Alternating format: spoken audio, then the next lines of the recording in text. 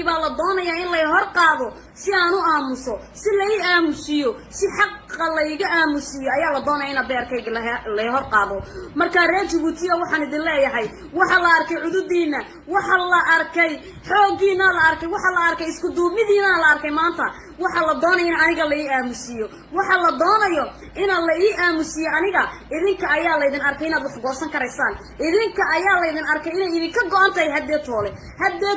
idaan dul qaadanayn ina ay ka go'an tahay ayaa la idin arkay haddee inaad wada nacdeen oo dhinac ka wada marteen ayaa la arkay reer Djibouti marka waxa la doonayaa in halganka layga reebo la doonayaa in halganka layga reebo ayaa la doonayaa beerkayga lay hor qaado la doonayaa reer Djibouti oo beerkayga lay hor qaado ayaa la doonayaa reer Djibouti marka reer Djibouti aanu ma jabayo intaan idin haysto ilaahay intaan haysto ilaahay baan haystaayo ma jabayo idinkaan idin haystaayo ma jabayo laakiin halka ay ka gaadhay arkaysan in ubadka sida loogu tumanayo ubadkii shalay toolay Fuad baa la laayay maantana ilmahaygii ayaa la socdaa in la qaato ilmahaygiiyo ka u yar wali uu naaska shaqayo oo sanadkii maanta u buuxsamay ayaa la doonayaa in layga qaato reer Djibouti marka waxaan idin sheegaya wax la qarinayo ma jirto haddeed wax la qarinayo ma jirto waad arkaysaa sida ay u cabsoonayaan waan gaadhnay guushii baan leeyahay reer Djibouti ha ka jiifsanina Fuad iyo inta kale ee dulmiga ku xidhan oo dhani inaga ayayna sugayaan uurka ka ooyayaan aniga taasina ima joojinaysaan ilaahay reer Djibouti ima joojinayso ilana arkabaan ilaahay halka ay ka gaadhay marka maanta tan isaga ayaa isku meeraysanaya isaga ayaa madaxu wareersan yahay marka libintu waa halkeena ha jabina hala tukado ilaahay ha loo noqdo hala dhaafo cabsida aanta Allah ahayna naar lagu mudanaya hala dhaafo cabsida ay qulubta dadka ay gashadeen ilaahay ha ka masaxee ayaa maxaa la yiraahdaa ka tukada baan idin leeyahay ka tukada reer Djibouti haddee toole way dhamaatay way socdeen Fuadan waan la soo baxaynaa iyaga iyo ragga kale ee Titi uu ka mid yahay walaalkay Titi iyo inamada kale ee ku xidhan dulmiga oo dhan waa la soo wada saari insha Allah reer Djibouti waa kaade halkaasay maraysaa intaasaan doonaya inaan maanta idin sheego haddii ilaahay iraahdo libintu waa xaggeen waad arkaysaan shalay toole waxay ahayd caruurtii waxay ahaydeen Fuad maanta waa beerkaydii beri toolena keen la ooyeynaayo kale beri toolena keebaan la ooyeynaayo kale keebaan beri toolena la ooyeynaa reer Djibouti waa isku duubnideena haddeed inay qoloqoladeena dhex wadeen aan iska xidhnay bay arkayaan inay wixii ayna dhex wadeen oo dhan aan iska xidhnay bay arkayaan inaan lacagahoogii diidnay bay arkayaan inay wixii ay ku shaqaysanayeen oo dhan aan diidnay bay arkayaan reer Djibouti marka waxaan idin sheegayaa halkeennii buu halgan ku inooga sii soconaya inagoo dhulkeena jecel inagoo dhulkeena jajabinayn inagoo ka inagu soo darsadeen ee doonaya qaska iyo qalalaasaha wada gacanta qabanayno dhinac iskaga joojinayna oo naga joogsale ayay soo wada baxaynaa reer Djibouti oo joogsan mayno ilaa inta aanu ka gaadhayno halka aanu insha Allah way muuqataa guushu way muuqataa waad arkaysaan halkay gaadhay gaalkuba hooyadii ka muuqaadi jirin ilmo yaroo naaska shaqaya ka muuqaadi jirin marka halkaasay ka gaadhay waxaan ku anigu waxa aad iga cabsin karaysaan maaha tu aan idinkaga joogsanayana maaha aniga waajibka hooyanimo isaaran hooyo Djibouti oo dhan hooyo bismillahir rahmanir rahim umada reer Djibouti dal iyo dibadba waan idin salaamayaa salaan kadib waxaan idin sheegayaa in hadda imika saacada aan idin la hadlayo in la soo qaaday odaygaygii oo diyaarad lagu soo qaaday diyaarad baa lagu soo qaaday madaarka markuu ka soo degay airportka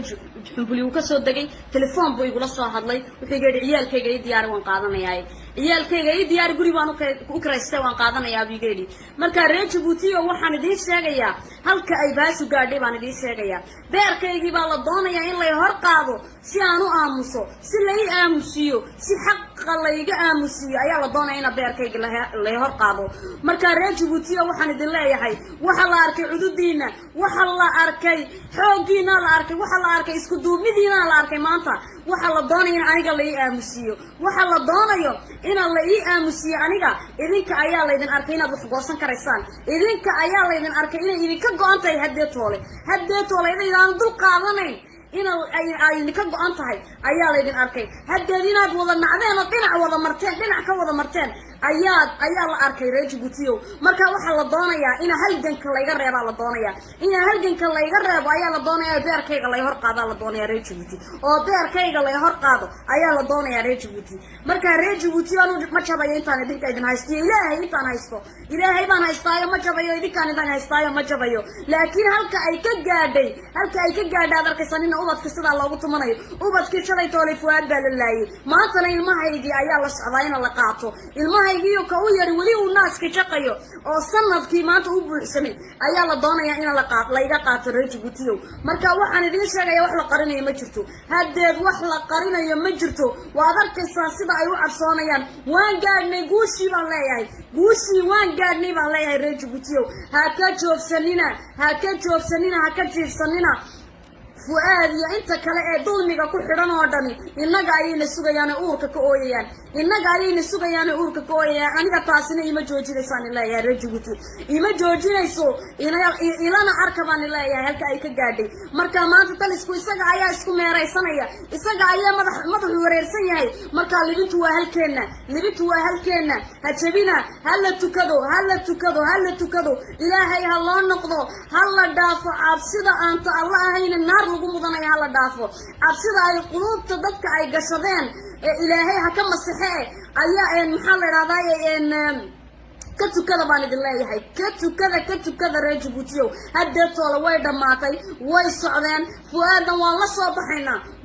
baxaynaa iyaga iyo ragga kale ee Titi uu ka mid yahay walaalkay Titi iyo inamada kale ee ku xidhan dulmiga oo dhan waa la soo wada saari insha Allah reer Djibouti waa kaade halkaasay maraysaa intaasaan doonaya inaan maanta idin sheego haddii ilaahay idhaahdo libintu waa xaggeen waa ka waad arkaysaan shalay toole waxay ahayd caruurtii waxay ahaydeen fuad maanta waa beerkaydii beri toolena keen la ooyeynaayo kale keebaan la ooyeynaayo kale de keebaan beri toolena la ooyeynaa reer Djibouti waa isku duubnideena haddeed inay qoloqoladayna dhex wadeen aan iska xidhnay bay arkayaan inay wixii ayna dhex wadeen oo dhan aan iska xidhnay bay arkayaan inaan lacagahoogii diidnay bay arkayaan inay wixii ay ku shaqaysanayeen oo dhan aan diidnay bay arkayaan reer Djibouti marka waxaan idin sheegayaa halkeeni buu halkay ku inooga sii soconaya inagoo dhulkeena jecel inagoo dhulkeena jajabinayn inagoo ka inagu soo darsadeen ee doonaya qaskiya qalalaasaha wada gacanta qabanayno dhinac iskaga joojinayna oo naga joogsale ayay soo wada baxaynaa reer Djibouti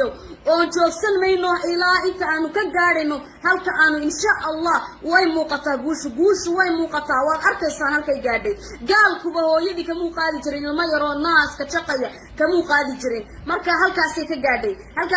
waxaan ku anigu waxa sitaa aad iga cabsin karaysaan maaha tu aan idinkaga joogsanayana maaha aniga